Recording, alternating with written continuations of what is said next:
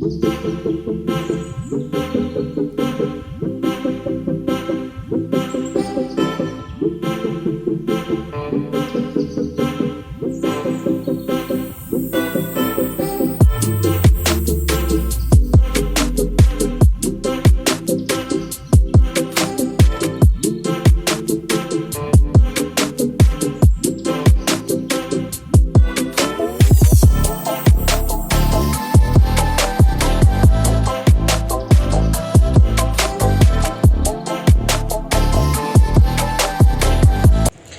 राम जी सबने। तो आज है बहुत ही प्यारी सी ताजगी भरी सुबह।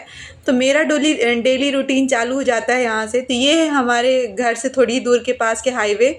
ये पूरा आम का हरा भरा बगीचा है भाई। यहाँ पे आओ ना और ये सारी चीज़ें देखो, इतना प्यारा वातावरण, इतना सुंदर सा। ये महुए का पेड़ है, पूरा लाल हो जाता है इसमें। और फिर ये आम का बगीचा, इससे मतलब यहाँ पे पूरा ये हाईवे रोड है। तो यहीं पे आगे जा कर के हमारे यहाँ का शहडोल का मेडिकल कॉलेज भी बना हुआ है और हॉस्पिटल भी है। तो यहाँ पे मैं आ जाती हूँ अपने उस जगह पे जहाँ पे डुबक के किसी भी तरीके से थोड़ा सा स्विमिंग सीख रही हूँ, है ना। मुझे भाई अभी लगभग 1 महीने होंगे सीखते हुए। तो यहाँ पे अंकल आंटी जो इस पूरे क्लब के ओनर हैं, वो कर रहे थे वैक्यूम से सफाई। अब चूँकि मेरा जो मॉर्निंग है, मैं मॉर्निंग में ही कर लेती हूँ यार, गर्मी लगती है मुझे, मैं शाम को नहीं जा सकती। अंदर का पूरा आपको दिखाती हूँ कि ये आंटी सुबह सुबह सफाई करने वाली हैं। और यहाँ पे ये काउंटर है। और उसके बाद यहाँ पे डिफरेंट डिफरेंट टाइप्स के गेम्स हैं, जैसे कि ये वाला गेम हो गया, आप टेबल टेनिस खेल सकते हो, म्यूज़िक सुन सकते हो। यहाँ पे डांस पार्टी, पूल पार्टी, ये सारा कुछ ऑर्गेनाइज होता है। तो बहुत ही एकदम कूल इफ़ेक्ट है, मतलब एकदम जो यंगस्टर वाले होते हैं ना, उनके जैसा इफ़ेक्ट है। तो यहाँ पे मैं आ जाती हूँ अपने कॉस्ट्यूम को लेकर के। ये है मेरी कैप जो कि सिलिकॉन की है, और इससे मैं अपना हेयर को प्रोटेक्ट करती हूँ। और उसके बाद आइस प्रोटेक्शन के लिए मास्क है। और ये सब लगा वगा के मैं वापस से पूल में उतर जाती हूँ। आज मैं आपको थोड़ी सी अपनी स्विमिंग स्किल्स को दिखाती हूँ कि भाई मैं कितना सीख चुकी हूँ। ये है बैक फ्लिप। तो बैक फ्लिप मैं अच्छा खासा लंबा मार लेती हूँ, है ना।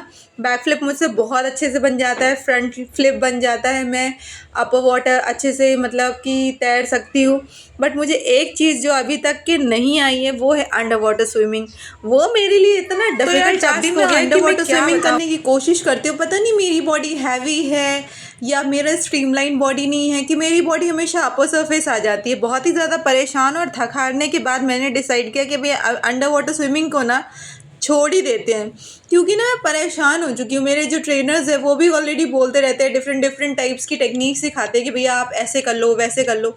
बट यार नहीं आ रही मुझसे under water swimming, what to do. खैर, नेक्स्ट जो है, यहाँ पे मैं आपको दिखाती हूँ कि भाई अगर आप मान लीजिए नदी में है, तालाब में है, तो वहाँ पे जैसे स्विमिंग पूल में क्या होता है कि बेस होता है अपने पास, वहाँ पे आप खड़े हो सकते हो, वॉल्स होती हैं वहाँ पे आप खड़े हो सकते हो। तो बिगनर्स के लिए तो वो चीज़ बेस्ट है। बट अगर आपको लॉन्ग डिस्टेंस में ट्रैवल करना है या लॉन्ग डिस्टेंस में स्विम करना है, तो वो चीज़ फिर वेरीफाई नहीं है। तो मैं कोशिश करती हूँ कि एक बार मैं इधर से प्रॉपर जा पाऊँ और उधर से मैं वापस से प्रॉपर आ पाऊँ। यहाँ पे मैं फ्री स्विमिंग कर रही हूँ, यानी कि अपर सरफेस पे मैं अपनी बॉडी एकदम फ्रीली स्विम करती हूँ और छोड़ देती हूँ। उसके बाद मैं आराम से स्विम करती हूँ। और ट्रस्ट मी, कहते हैं कि वाटर एक बेस्ट टेक्निक है, बेस्ट थेरेपी है किसी भी नेगेटिविटी को दूर करने के लिए। तो मुझे तो बहुत ज़्यादा एक सुकून और पीस वाला जो एनवायरनमेंट है वो फील होता है। तो मैं तो पर डे बिना किसी छुट्टी के, बिना किसी नाटक के, पर डे खुद ही ड्राइव करके जाती हूँ क्लब तक और आराम से वहाँ पे स्विमिंग सीखती हूँ। मेरे पास वहाँ पे ट्रेनर्स भी हैं जो सिखाते हैं। तो यहाँ पे स्विमिंग कंप्लीट करने के बाद ये सामने है बलराम फैक्ट्री। पूरे शहर की आइसक्रीम्स हो, चाहे आप आइसक्रीम पार्लर्स हो, सारा रिटेल्स वगैरह सब कोई यहीं से लेके जाते हैं बर्फ़। ये शाम का समय, यहाँ पे हम लोग जा रहे हैं, मेरे भाई की आज 2 भाई का जन्मदिन है। तो मैंने सोचा कि क्यों ना उसको केक ले कर के आते हैं। तो शाम को हम लोग गए वहीं पे थोड़ा सा चौपाटी में, जहाँ पे हमने ऑर्डर किए थे आइसक्रीम और फुल्की वगैरह खाई, डोसा खाया। उसके बाद ये होता है हमारे यहाँ लॉलीपॉप जो बहुत ज़्यादा फेमस है। बट ये मैडम का नाटक ख़त्म ही नहीं होता। इसको जहाँ भी बलून्स दिख गए या इसके काम की चीज़ें दिख गई वहीं फैल जाती है ना। इसको कोई लोड नहीं है, आपके अमाउंट है मनी, आप कैश रखे हो कि नहीं रखे हो। और शी वांट्स कि अगर उसने किसी चीज़ को पसंद कर लिया है, उसको चाहिए चाहिए, मतलब चाहिए, एट एनी कॉस्ट चाहिए। आप चाहे किसी से भीख में मांग के ला के दो उसको, लेकिन उसको चाहिए। छोटे बच्चों को ना बहुत ही ज़्यादा ड्रामा होते हैं यार लाइफ में।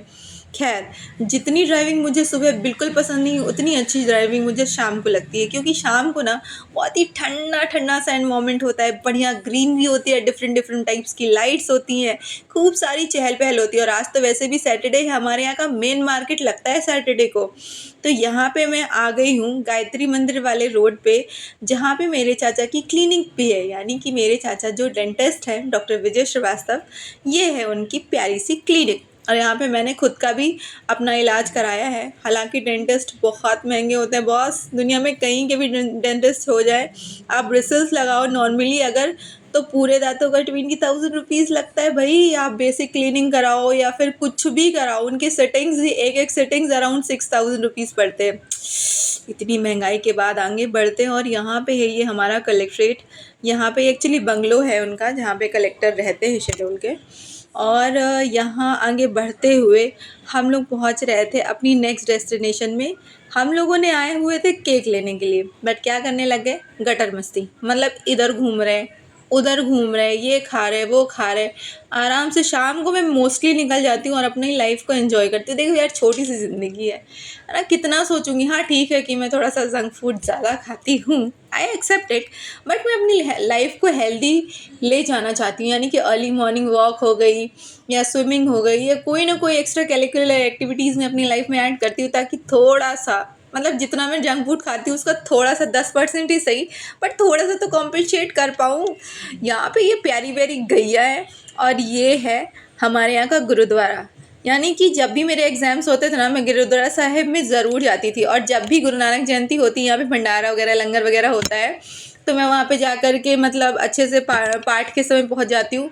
तो मतलब वहाँ पे जाती हूँ, आराम से रहती हूँ, और फिर लंगर वगैरह प्रसाद ग्रहण करके और फिर वहाँ से आती हूँ। बहुत सुकून मिलता है। मतलब ऐसा है ना कि जब मेरे एग्ज़ाम्स होते थे बीएड के, तो मैं यहाँ पे ज़रूर जाती थी, और इसी रास्ते से जाती थी, तो हमेशा मेरे को था। फिर ये है द केक बेकरी, यहाँ पे एक न्यूली लड़की है जो इसको चलाती है। ये था रात को 12:30 बजे, ये मेरे भाई हैं, तो इन लोगों का बर्थडे सेलिब्रेट करने के लिए, यार दोस्त कितने लड़कों के दोस्त कितने सही होते, रात के 12:30 बजे वो लोग केक लेकर आए, और ये मतलब लेकर आए सब कुछ यहाँ पे। फिर हम लोग शाम को वही द केकरी में हम गए थे केक लेने के लिए, बट अनफॉर्चुनेटली हमें वहाँ पे कोई ख़ास केक समझ में नहीं आए, और वो कह रही थी थोड़ा टाइम लीजिए। तब चूँकि शाम का समय था, मेरे पास टाइम नहीं था, मुझे तुरंत लेकर के जाना था और घर पे केक कटवाना था। यहाँ पे ये मैंने साइड में देखा कि कितने मतलब अगर हमें लगता है ना कि हमारी लाइफ डिफ़िकल्ट है, तो ज़रा इनको देखो यार, अपना घर परिवार इतनी सब गर्मी में धूप में छोड़कर बेचारे बैठे अपने छोटे छोटे बच्चों के साथ। तो अगर आपका मौका मिले तो ज़रूर करना है इनकी हेल्प, ठीक है।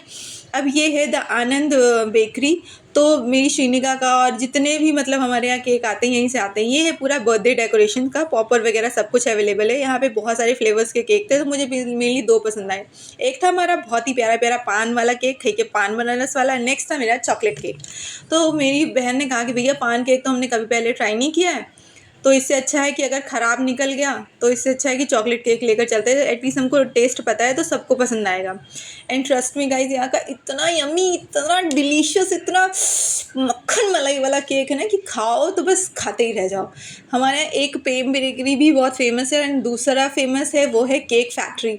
तो पहले केक मतलब जो भी आज भी हमारे यहाँ वेडिंग केक्स आते हैं वो केक फैक्ट्री से आते हैं।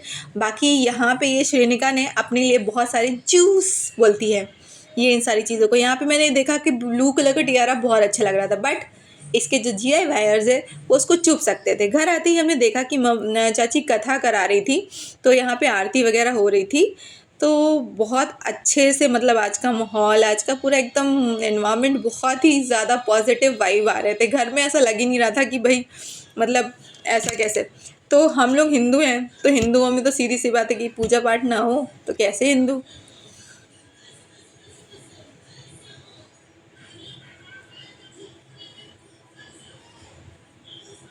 तो यहाँ पे बारी बारी से हम लोग सारे जनों ने आरती करी, और बहुत सही टाइम पे मैं पहुँच गई थी। कथा ख़त्म होने के बाद जस्ट आरती स्टार्ट ही हुई थी, और संकल्प वगैरह चालू हो रहा था, तो बस हम लोग उसी समय में पहुँच गए। इसके बाद आती है केक कटिंग की बारी। तो यहाँ पे हम लोगों ने इस तरीके से पूरा थोड़ा बहुत जो भी डेकोरेशन एट द टाइम हो पाया इमरजेंसी में तो वो कर लिया। अब चूँकि लड़के लोग ना घर पे बर्थडे सेलिब्रेट नहीं करते, मतलब मेरे भाई लोग अपने फ्रेंड्स के साथ बर्थडे सेलिब्रेट करते हैं। बट चूँकि हमारी फैमिली जॉइंट है, मतलब सबके घर आसपास ही बने हुए हैं, तो ऐसा है कि हम लोग थोड़ा सा एफर्ट्स डालते हैं कि भाई घर में थोड़ा सा इन सारी चीज़ों की वजह से सेलिब्रेशंस आता है और घर का थोड़ा सा माहौल जो है वो थोड़ा पॉजिटिव हो जाता है। जो मम्मी लोग होती हैं वो भी थोड़ी सी सेलिब्रेट कर लेती है, अदरवाइज़ वो पूरा टाइम सिर्फ काम काम काम काम यही करती रहती हैं। यहाँ पे लेकर आई थी मैं ये अंबानी वाला पॉपर, यानी कि इसमें से पैसे निकलते 2000 के नोट, 500 के नोट, 50 का नोट, 200 का नोट।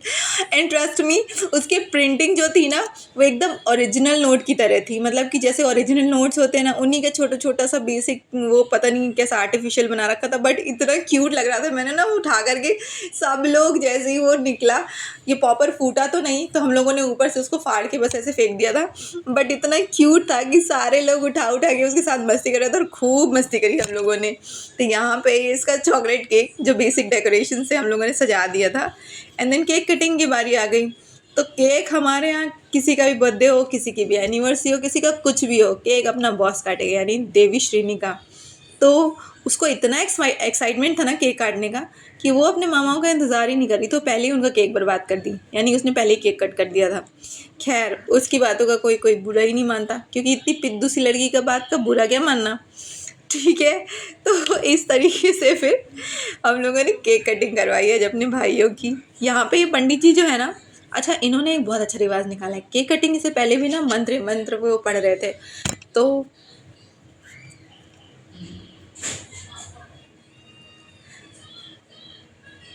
रिवाज के मुताबिक बारी बारी से सारे लोग आए। सबसे पहले भाई लोगों का तिलक वगैरह हुआ, पंडित जी खुद भी किए। और पता है आपको, पंडित जी ना मेरे भाई के फ्रेंड भी हैं, यानी कि वो फ्रेंड भी हैं और उन्होंने बनारस जा कर के ये सारी पढ़ाई लिखाई भी कर रखी है पंडिताई की, तो पंडिताई भी कराते हैं।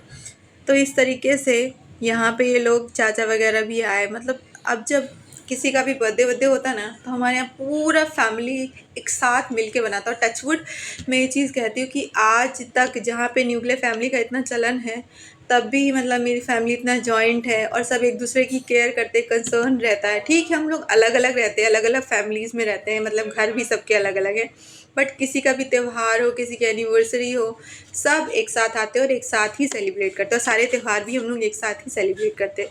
तो ये हमारे घर की बहुत अच्छी खूबसूरती। यहाँ पे सब लोग बर्थडे विश कर रहे थे इन दोनों को। आज दोनों का ना साथ में जन्मदिन है, यानी कि 27 अप्रैल इन दोनों का। एक और बहुत अच्छी रिवाज निकाली कि भैया केक कटिंग के बाद हम लोग गए पास के मंदिर में और यहाँ पे जाकर के दर्शन किए, दुर्गा माता, हनुमान जी, शंकर जी। तो इस तरीके से एक और अच्छा रिवाज निकाला है। अब मैं भी अपने बर्थडे पे यही करूँगी। आज का व्लॉग यहीं पे ख़त्म करते हैं। उम्मीद करती हूँ कि आपको पसंद आया होगा। टिल देन अब नेक्स्ट व्लॉग में मिलते हैं आपके साथ। अब मैं यहाँ पे करती हूँ आपको नमस्कार, बाय बाय, शुभ रात्रि, गुड नाइट।